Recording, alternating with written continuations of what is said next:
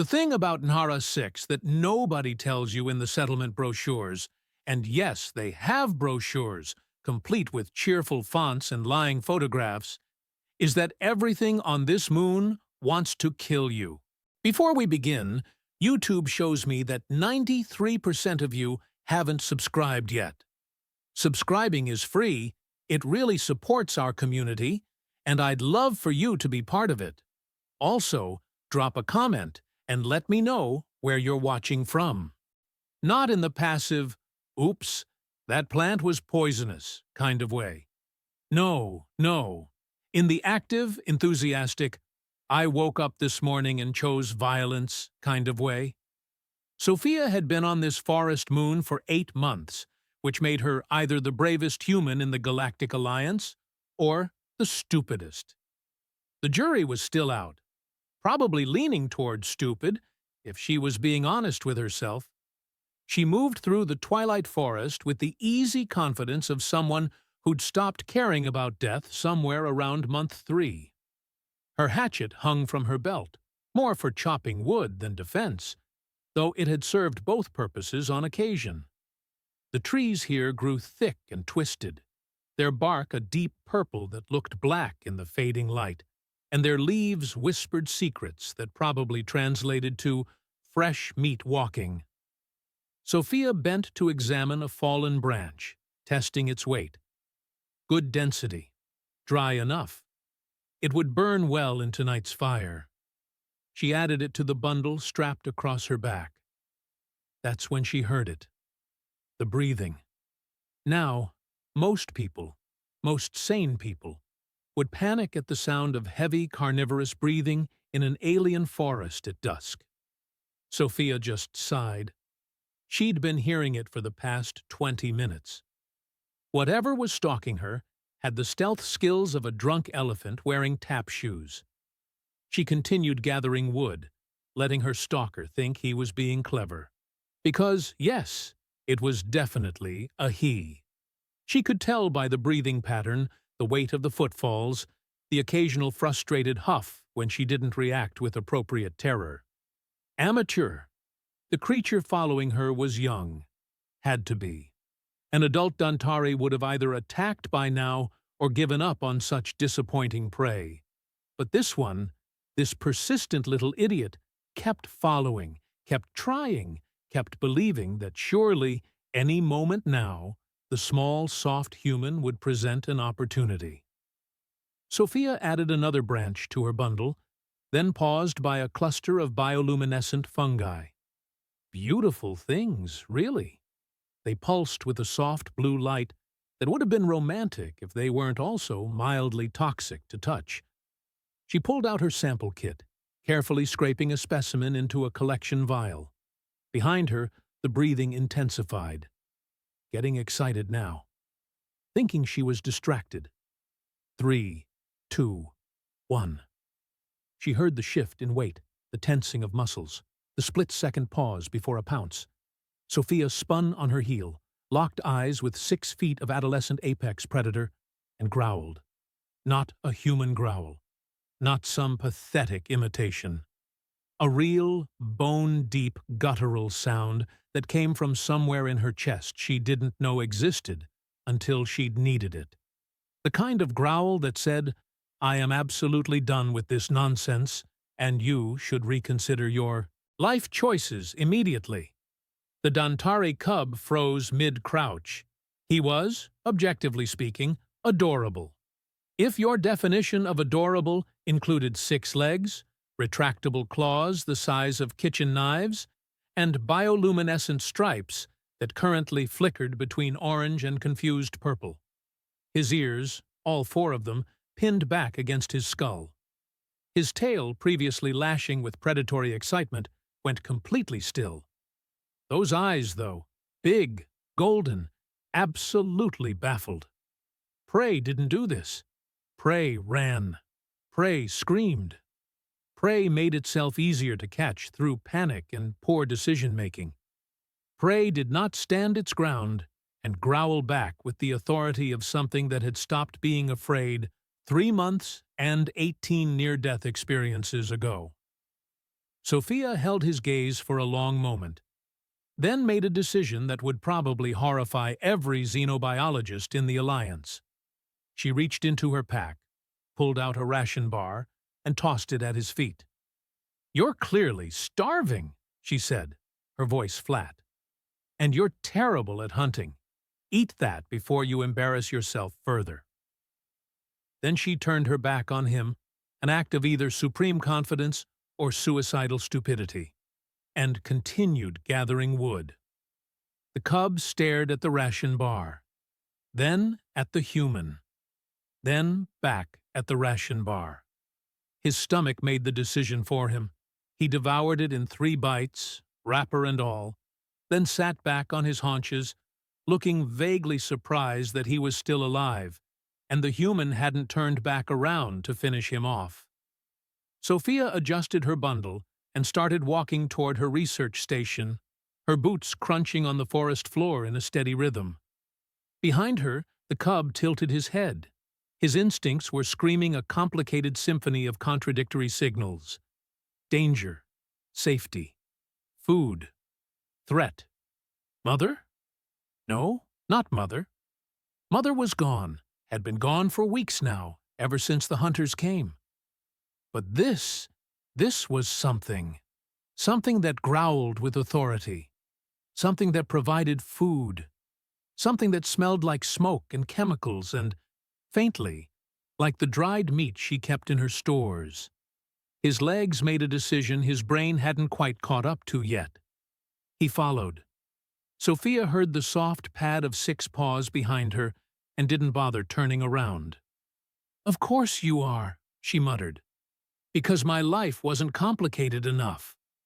The cub kept a respectful distance, about 10 paces back, his luminescent stripes now cycling through curious blues and greens. When Sophia stopped, he stopped. When she moved, he moved.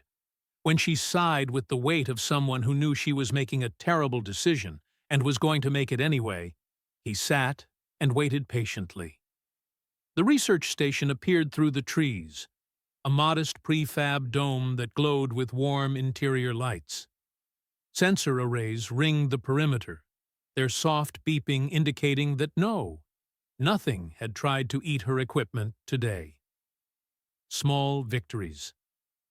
Sophia dumped her bundle of wood by the entrance and finally turned to face her new shadow.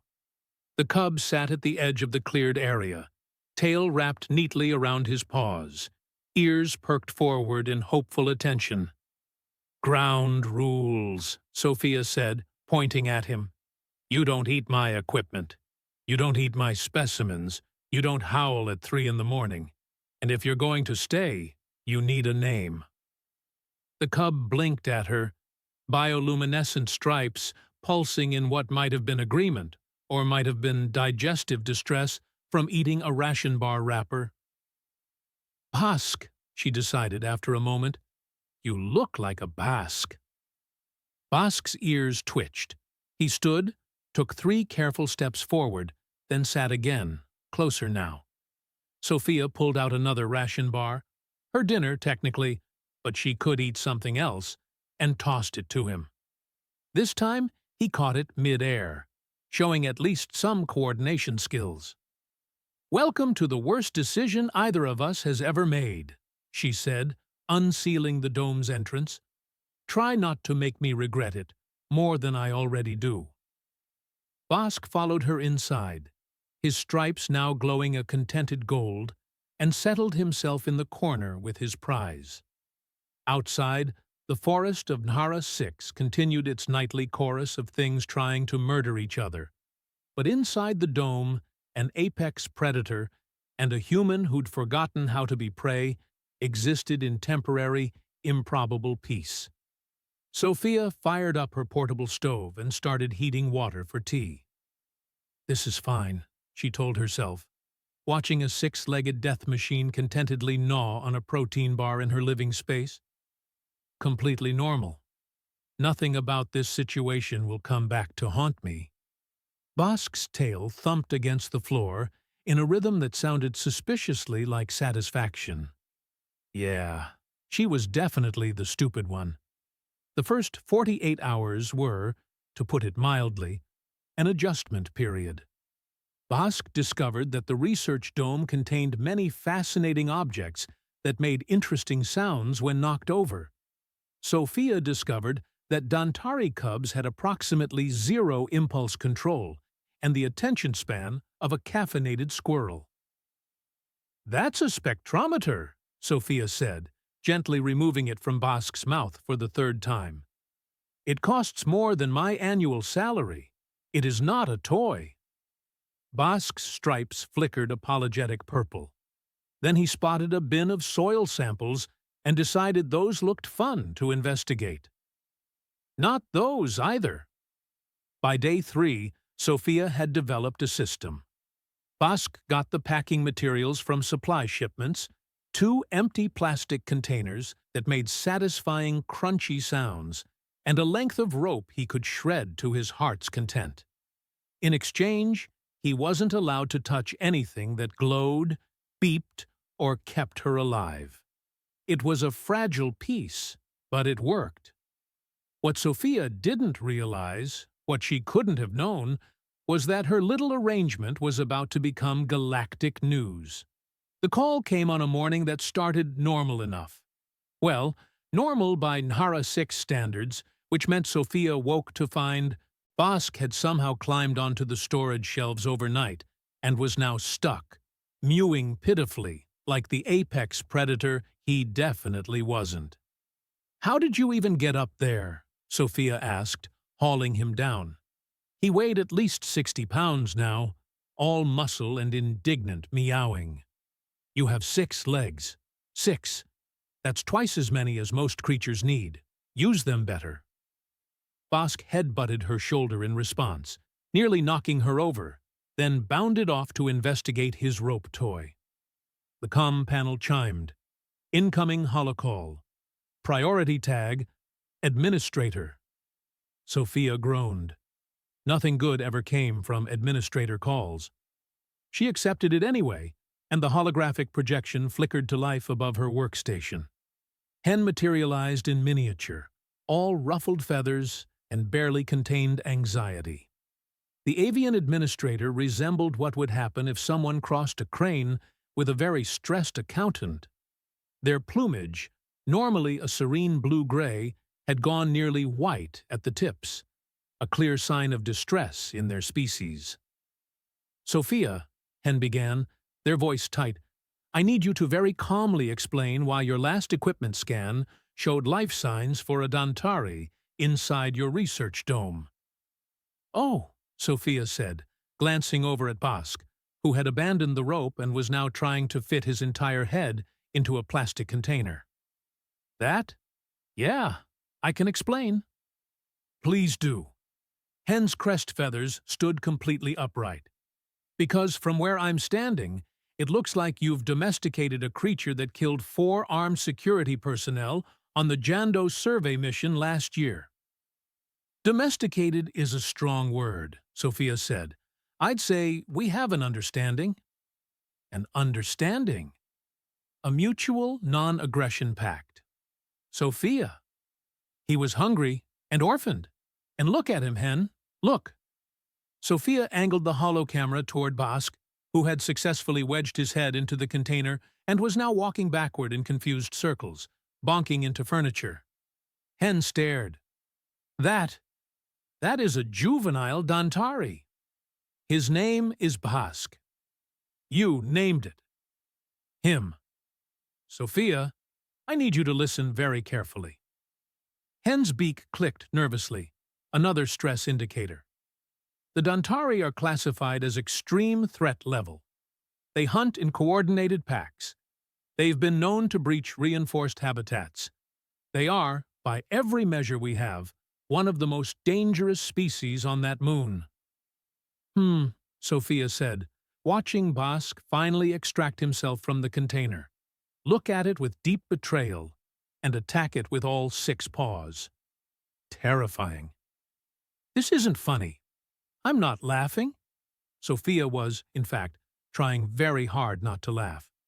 "Hen, I appreciate the concern. Really. But Bosk isn't going to hurt me. He had the chance weeks ago. He chose differently. Weeks? Hen's voice went up an octave. This has been going on for weeks? Maybe a month. A month. Time is fluid when you're doing field research.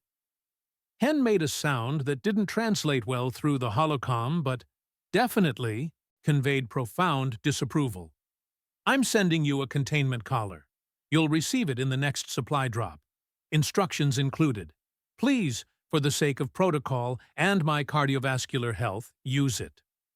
Sure, Sophia lied. Sophia. I'll think about it.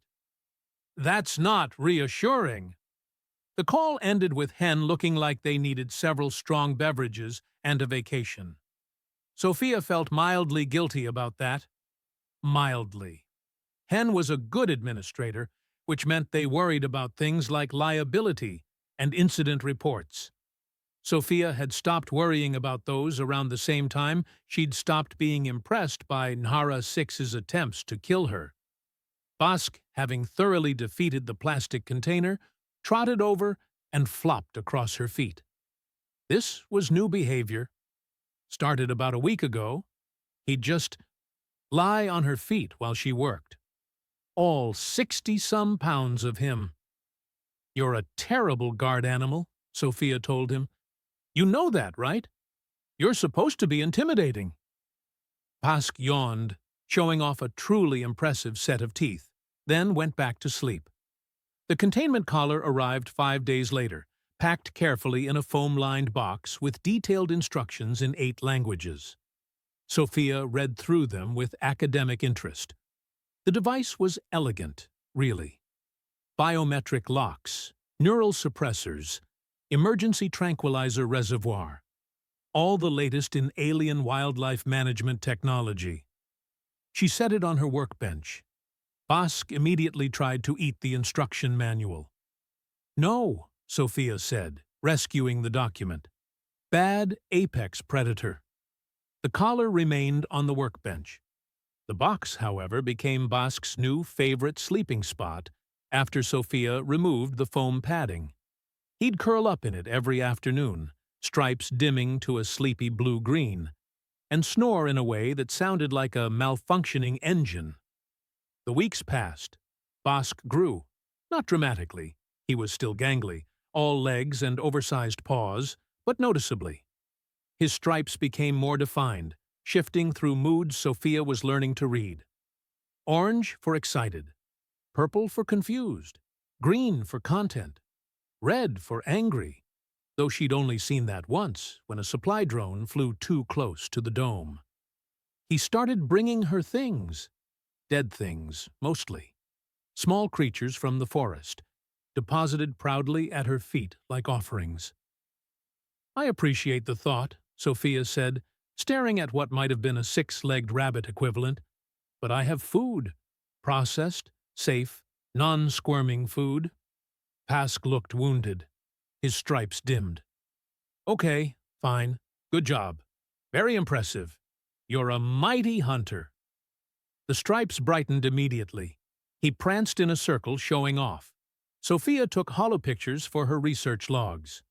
Dantari juvenile displaying gift-giving behavior, she narrated. Subject seeks approval from human caretaker. Suggests complex social bonding beyond standard pack dynamics. What she didn't add to the official logs. Subject is also a huge dork who got scared by his own reflection yesterday and hid under my bunk for an hour. The real breakthrough came during a storm. Nhara 6's weather was usually tolerable.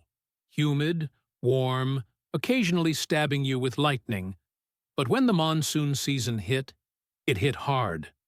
Rain fell in sheets so thick you couldn't see 3 feet in front of you. Thunder cracked loud enough to shake the dome's foundation. Lightning turned the sky into a strobe light. Sophia had experienced 2 monsoon seasons already and knew the drill. Secure everything. Check the seals. Wait it out. Bosk had not experienced a monsoon season. The first thunderclap sent him scrambling under Sophia's workstation, stripes flashing panic white. The second had him pressing against her legs, all 60 pounds of predator reduced to a trembling, mewing mess. "Hey," Sophia said softly, crouching down. "It's just noise. Can't hurt you." Bosk's eyes were huge, pupils dilated to full moons. Another crack of thunder. He flinched, trying to climb into her lap despite being far too large for such things. All right. Sophia settled onto the floor, letting him sprawl across her. "You're fine. We're safe. The dome's rated for Category 8 storms. This is barely a Category 5. She ran her hand along his spine, feeling the tension in his muscles. His stripes gradually slowed their frantic pulsing, settling into a dim, uncertain blue. "Your pack would be ashamed," Sophia murmured. "Big, bad predator, scared of a little weather." Bosk huffed against her shirt. They stayed like that for hours, through the worst of the storm. Sophia working on her tablet with one hand, the other resting on Bosk's flank. Him breathing in a rhythm that slowly matched hers, stripes dimming to the deep blue of sleep. When the storm finally passed, Sophia realized something that should have concerned her more than it did. She wasn't alone anymore. For 8 months, she'd been the only human on this moon. The only person, really, unless you counted the occasional comm call with Hen. She'd gotten used to the solitude. Preferred it even. But now she had a snoring Dantari using her as a pillow, and the dome felt less like an isolation unit, and more like home. "We're both idiots," she told the sleeping cub. "You know that, right? This is against every regulation, every safety protocol, every shred of common sense." Bosk's tail twitched in his sleep. "Yeah," Sophia agreed. "I don't care either." Outside, Nhara 6's forest came alive with the post-storm activity. Creatures emerging from their shelters, hunting, being hunted, the endless cycle of survival.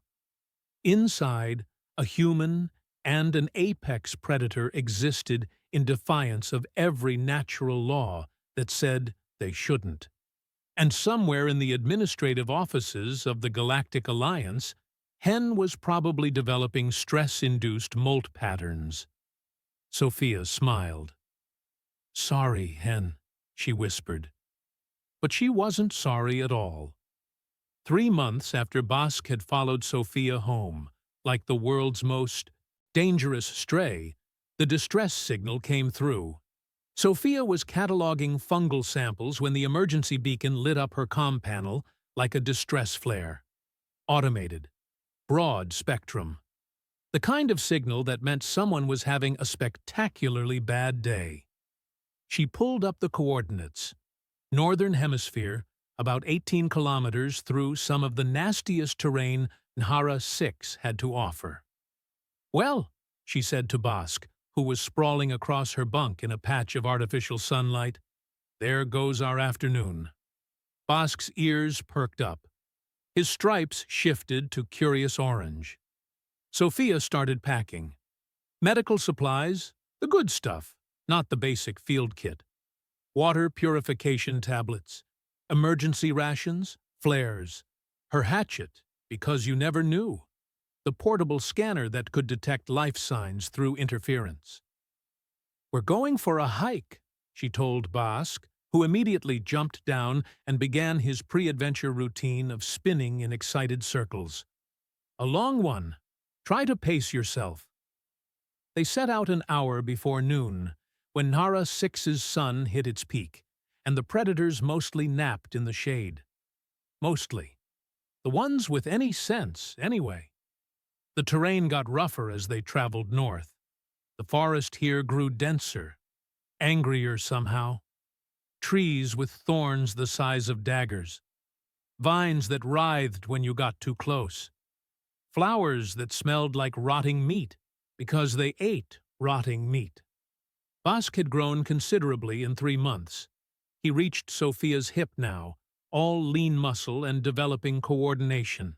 His stripes had settled into a base pattern of deep blue with gold highlights, though they still shifted with his moods.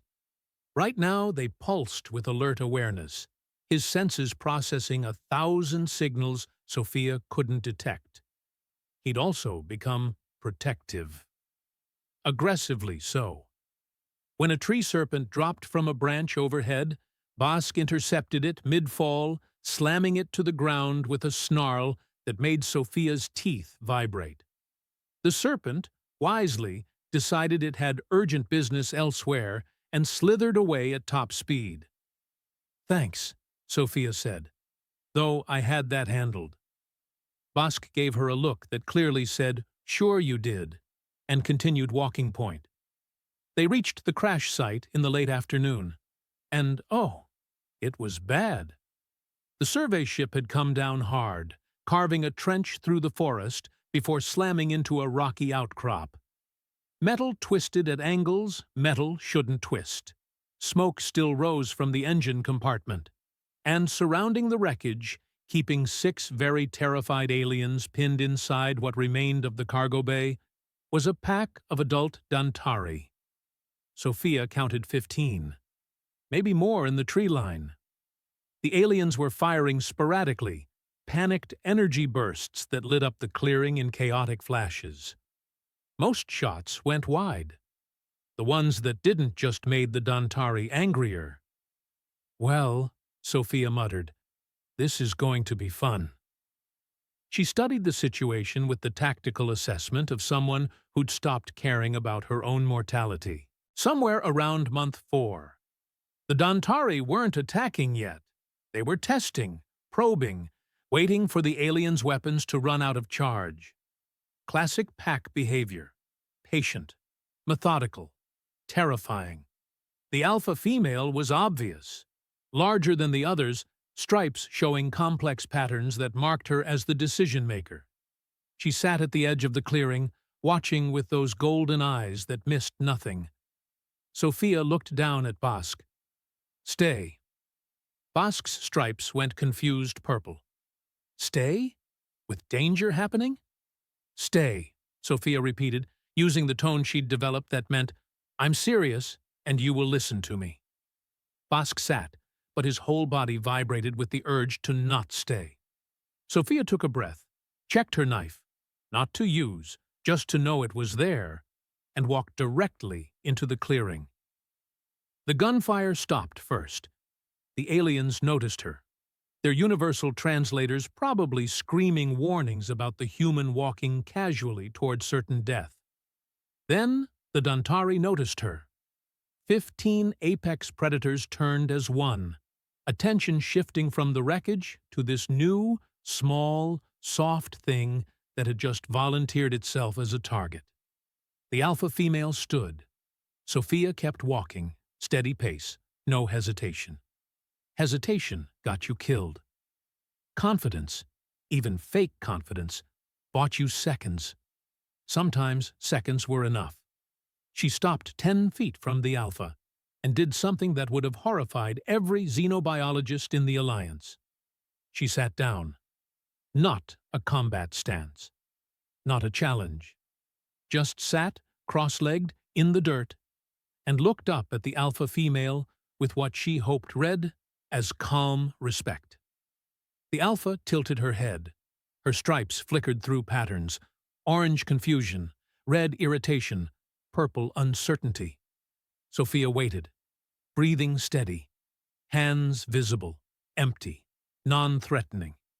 Behind her, from the wreckage, she heard frantic whispers in multiple languages. The universal translator caught fragments. What is she doing? Is she insane? Someone stop her. Nobody stopped her. The alpha took a step forward, then another. She was massive up close, easily 3 times Bossk's size, stripes showing the kind of complex patterns that came from age and experience.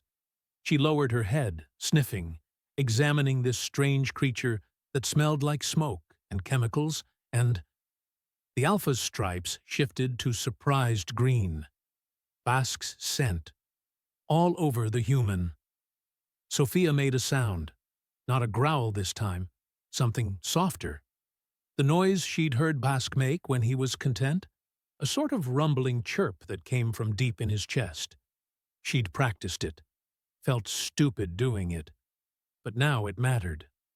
The alpha's ears swiveled forward. Sophia repeated the sound, then added a low whistle she'd heard adult Dantari use when calling to cubs. She kept her posture submissive, head slightly lowered, shoulders relaxed. No direct challenge. She was gambling everything on 3 months of observation. 3 months of watching Bask, learning his body language, understanding the vocalizations he made, and when. 3 months of accidentally becoming fluent in Dantari communication through sheer proximity. The alpha circled her. Once, twice, considering. Then she sat. The rest of the pack took this as a cue to relax slightly, though they kept watching the wreckage with hungry interest. Sophia gestured toward the crashed ship, then made a pushing motion. Go away. Leave them. The alpha snorted. Her stripes flashed red. Why should we? Because, Sophia gestured back, or tried to, using a combination of hand signals and posture shifts. They're with me. The alpha stared at her for a long moment. Then, in a move that stopped Sophia's heart, she leaned forward and pressed her muzzle against Sophia's shoulder. Sniffing deeply. Scenting. Sophia held perfectly still. This was a test. Move wrong, and those jaws could snap her neck before she registered pain. The alpha pulled back, made a decision Sophia couldn't read, and vocalized something that sounded like a command. The pack withdrew. Not all at once. Slowly, grudgingly, with many backward glances. But they withdrew, melting into the forest until only the alpha remained. She looked at Sophia one more time, made that same rumbling chirp Sophia had used, and then she too disappeared into the trees. Sophia sat there for another 30 seconds, making sure they were really gone, before her hands started shaking. Okay, she said to nobody. That happened. Behind her, the aliens were emerging from the wreckage like confused mollusks leaving their shells. 6 of them, various species, all staring at her with expressions ranging from shock to disbelief to something approaching religious awe. The one in front, a gelatinous being whose species Sophia couldn't immediately place, approached on wobbly appendages. You, he stammered in heavily accented standard, you spoke to them? Sort of, Sophia said, standing up and brushing dirt off her pants. Her legs felt like jelly, probably the adrenaline wearing off. Mostly I asked them nicely to leave. Nicely. Politely. That's... The gelatinous alien paused, processing. That's impossible. Dantari don't negotiate. They don't communicate with other species. They hunt or they don't hunt. Well, Sophia said, pulling out her medical kit, today they negotiated. Anyone bleeding? Bask chose that moment to come bounding out of the forest, having decided that stay had expired as a command. He went straight to Sophia, circling her, checking for injuries with urgent little whines. I'm fine, she told him. Dramatic, but fine. The aliens watched this interaction with the kind of stunned silence usually reserved for witnessing miracles or catastrophes. Possibly both. The gelatinous being found his voice first. That's a Dantari. His name is Bask. He's with me? Yeah. Another alien, this one with too many arms and crystalline skin, spoke up. How is this possible? We've studied them for years. They're classified as non-communicative predators. Extreme threat level. Sophia looked at Bask, who was now showing off for the strangers, stripes bright gold, doing his stupid prance that made him look more like an overgrown puppy than a killing machine. "Maybe," she said slowly, "you've been studying them wrong." The gelatinous alien, who later introduced himself as Jundu, recorded everything on his functioning helmet camera. The footage would be on every galactic news feed within hours. Sophia, walking into a pack of apex predators, sitting down, communicating, the pack withdrawing, and most damning of all, Bosk following her like a devoted companion. They made camp in the clearing while waiting for rescue. The aliens kept their distance from Bosk, who found this hilarious and made a game of seeing how close he could get before they flinched. "He's playing with you," Sophia explained. "He thinks you're funny." "We nearly died today," one of them said weakly. "Yeah, but you didn't. So now it's funny." Jundu watched Sophia share her rations with Bosk, the cub taking food gently from her hand with a delicacy that contradicted every report about Dantari feeding behavior. "How?" he asked finally. "How did you do this?" Sophia thought about it, watching Bosk try to catch bioluminescent insects in the gathering dusk. "I didn't do anything special," she said. "He was hungry. I fed him. He stayed. We learned each other's language. But the danger was never really there, not after the first growl." She smiled slightly. "Turns out if you treat something with respect instead of fear, it notices. Even apex predators. Especially apex predators, maybe." The rescue ship arrived 6 hours later, lights sweeping across the clearing. As the crew disembarked with weapons raised, Sophia had to physically step in front of Bosk. "He's with me," she said firmly. The rescue captain looked at his orders, looked at the Dantari, looked at Sophia standing protectively in front of a creature that outweighed her by 80 pounds. "Ma'am," he said carefully, "I'm going to need you to explain a lot of things." "Sure," Sophia said, "but we're taking him with us.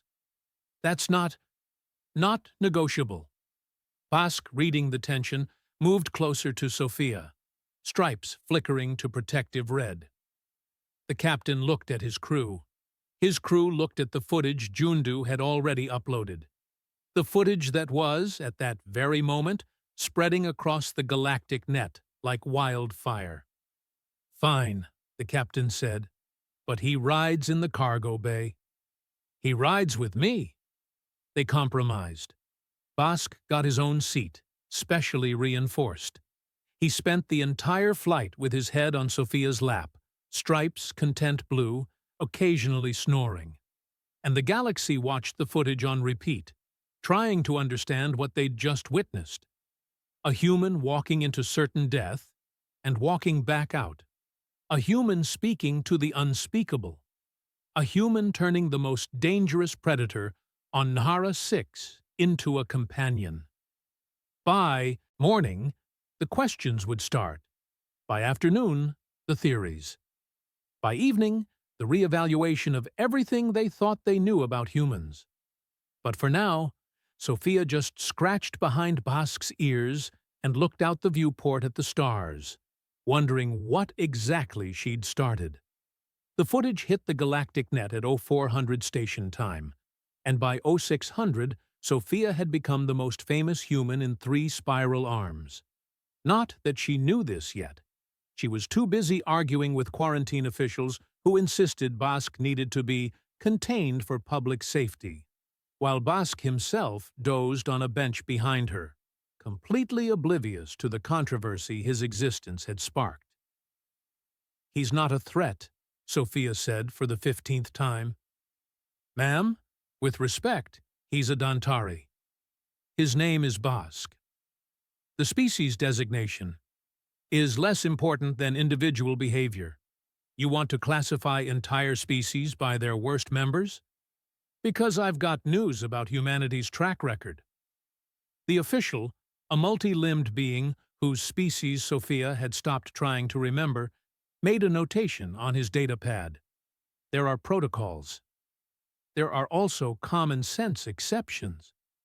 Sophia gestured at Bask, who had rolled onto his back, all 6 legs in the air, snoring loud enough to rattle the windows. Does that look like a threat to you? Appearances can be misleading, yeah, I've heard. So can statistics. So can classification systems designed by people who've never actually interacted with the species they're judging. The official opened his mouth to respond when his datapad chimed urgently. He looked at it, his facial features doing something complicated, then looked at Sophia with new wariness.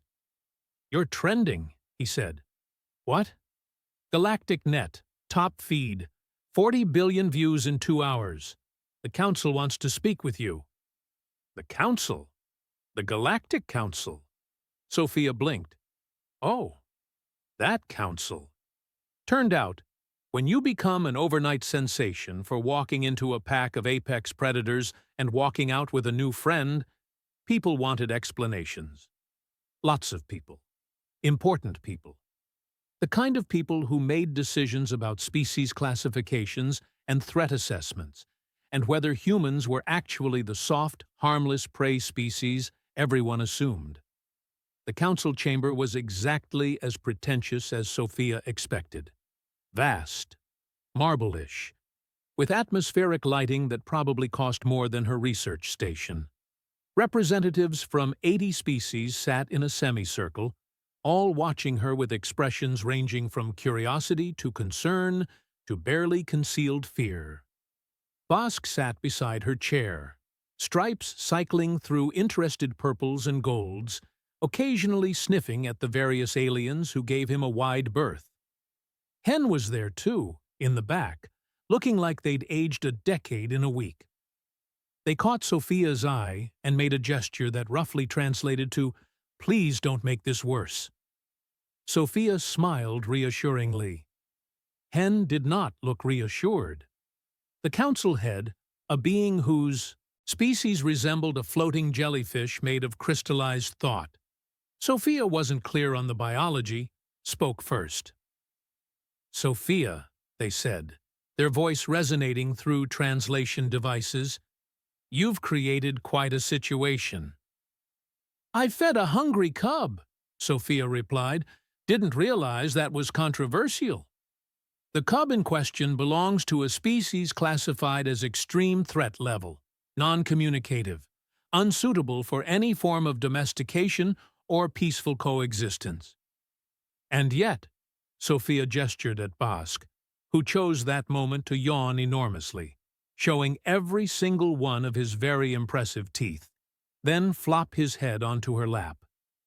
Murmurs rippled through the chamber. "We've watched the footage," another council member said, this one resembling a tree with opinions. "Your interaction with the pack, the alpha female's response, it contradicts decades of research. Maybe the research was incomplete." Or, a third member interjected, something with too many eyes, "maybe humans are more dangerous than we assessed." That got everyone's attention. "Dangerous?" Sophia repeated. "Your species was classified as Tier 1, harmless, prey species, no natural weapons, no venom, relatively weak physical capabilities. We welcomed you into the Alliance as protected members." How generous. But this footage suggests we may have been mistaken. Any species capable of dominating apex predators, of communicating with the uncommunicable, of turning killers into companions. The many-eyed being paused. "That's not prey behavior." Sophia looked around the chamber, at all these species who'd apparently built their entire understanding of humanity on assumptions and surface-level observations.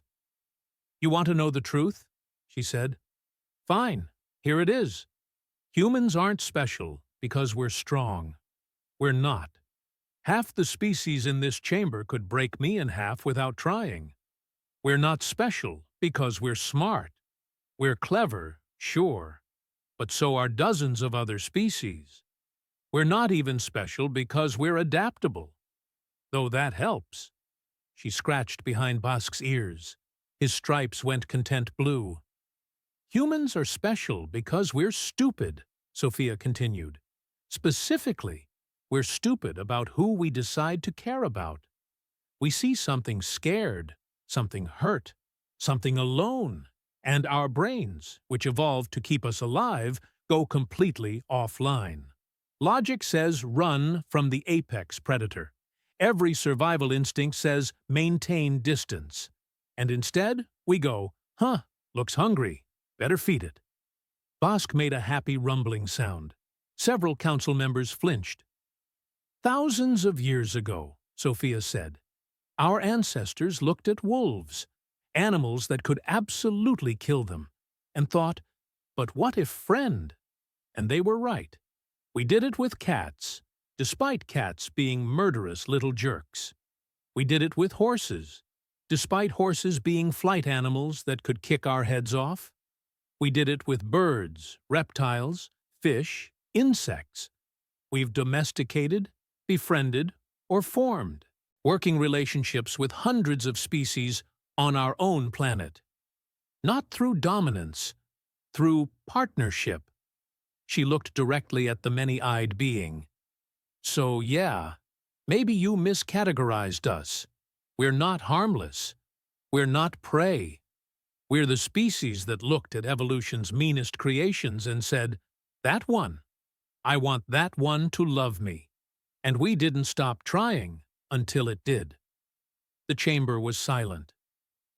The question isn't whether humans are dangerous, Sophia finished. The question is, are we dangerous to you? And the answer is only if you give us a reason to be. Otherwise, we'll just keep doing what we do best, finding new friends in unlikely places. Bosk chose that moment to stand up and shake himself, stripes flashing through a rainbow of colors, then sit back down with his head held high like he'd contributed something meaningful to the discussion. The council head floated forward slightly. What you're describing sounds less like a survival trait and more like a liability. Befriending predators could get humans killed. Could, Sophia agreed. Does, sometimes. We're aware. We do it anyway. Why? Sophia thought about cold nights in the research dome, about thunderstorms that scared a cub who thought he was brave, about the weight of a six-legged head on her lap and the feeling of not being alone anymore. Because, she said quietly, connection matters more than safety, at least to us. Another long silence. Finally, the tree being spoke. We need to reassess humanity's classification. Obviously, said the many-eyed one. The question is how, the council head said. They're clearly not Tier 1, but they're not aggressive in the traditional sense. They're not conquerors. They paused, searching for words. What are they? Terrifying, someone muttered from the back. Useful, another suggested. Unprecedented, Hen said, speaking for the first time. They stepped forward, plumage still showing stress patterns, but voice steady. Humans don't fit our existing categories. They're not predator or prey. They're not passive or aggressive. They're something else entirely. Which is?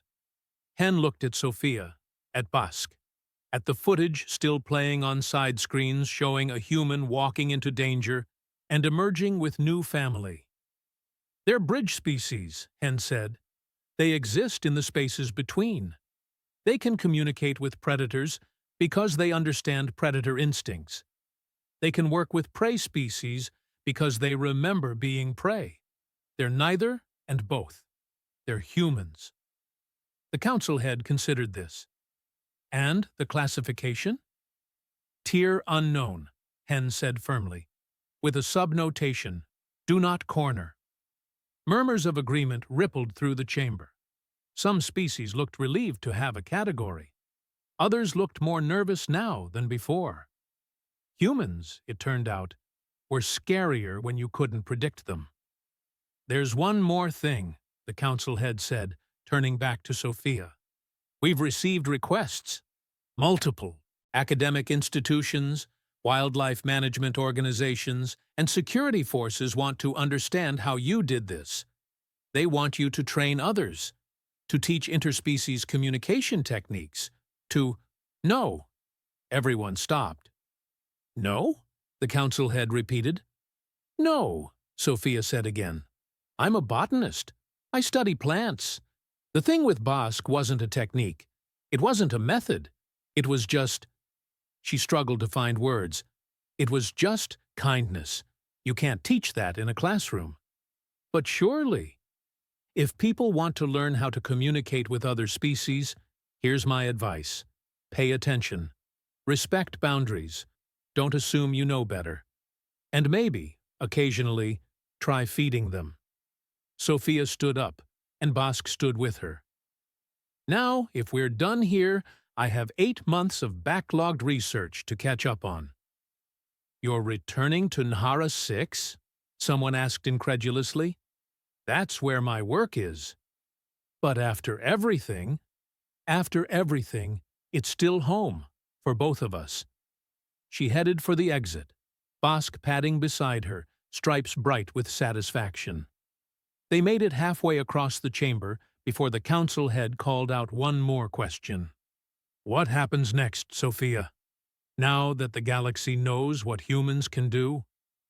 Sophia paused, looked back at the assembled representatives of 80 species, all watching her with new wariness, new respect, new fear. Same thing that always happens, she said. We keep being ourselves. We keep finding connection in weird places. We keep making friends with things that probably want to eat us.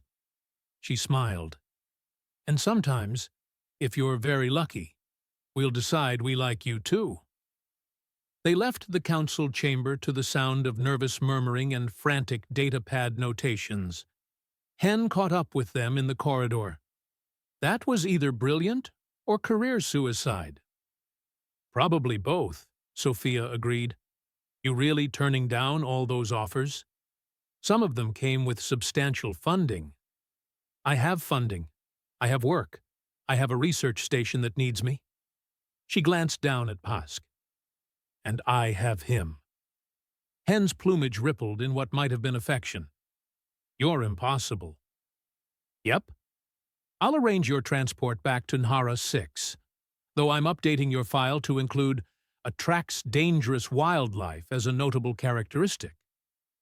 Fair. They returned to the moon 3 days later. The research dome was exactly as Sophia left it, slightly messy, full of equipment that needed recalibrating, surrounded by a forest that wanted her dead. Perfect. Bossk immediately reclaimed his favorite sleeping spot, the foam-lined box that had once held a containment collar Sophia never used. His stripes dimmed to sleepy blue as he curled up, home again. Sophia unpacked her supplies, fired up her equipment, and pulled up her research logs. So much work to do. So many samples to analyze. So many. Movement at the perimeter. She looked up to see 2 Dantari cubs at the edge of the clearing. Smaller than Bossk had been when they met, watching hopefully with those same golden eyes. No, Sophia said firmly. Absolutely not. The cubs inched closer. I said no. I have work. Important botanical research. No time for— One of them mewed pitifully. Don't give me that look. The other one lay down, still watching her, stripes cycling through hopeful greens. Sophia looked at Bossk, who had woken up and was watching this interaction with what she could swear was amusement. This is your fault, she told him. Bosk's stripes flickered gold. His tail swished in a rhythm that suggested he regretted nothing. Sophia sighed, pulled out 2 ration bars, and walked to the edge of the clearing. The cubs scrambled forward eagerly. Ground rules, she said, tossing them the food. No eating equipment, no howling at 3 in the morning, and you're definitely not coming inside. They devoured the rations and settled down, clearly planning to stay. "I'm serious about the inside thing," Sophia said, already walking back to open the dome door wider. She had work to do, research to complete, a dissertation to finish. But as the two new cubs followed Bosque inside, stripes bright with curiosity and trust, Sophia realized something important. The galaxy had spent months trying to understand what happened between a human and an apex predator on a forest moon. They'd created new classification systems, held council meetings, generated theories and academic papers. But they'd missed the simplest explanation. Some things weren't meant to be understood. They were meant to be felt. Sophia pulled up her research logs, Bosque flopped across her feet, and two new cubs explored their new home with the confidence of creatures who'd been chosen. And somewhere in an administrative office, Hen received an updated equipment scan showing 3 Dantari life signs in Sophia's dome. Their plumage went completely white. They didn't even bother calling. Just made a note in Sophia's file. Humanity's classification remains accurate. Do not corner. Also, do not enable. Too late for that.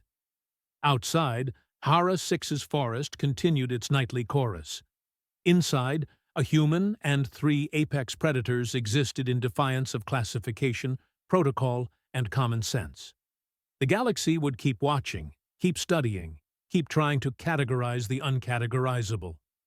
Humans would keep doing what they did best, finding family in the spaces between fear and trust, and making absolutely certain nobody was ever lonely again, even if it was terribly, wonderfully stupid. Especially then.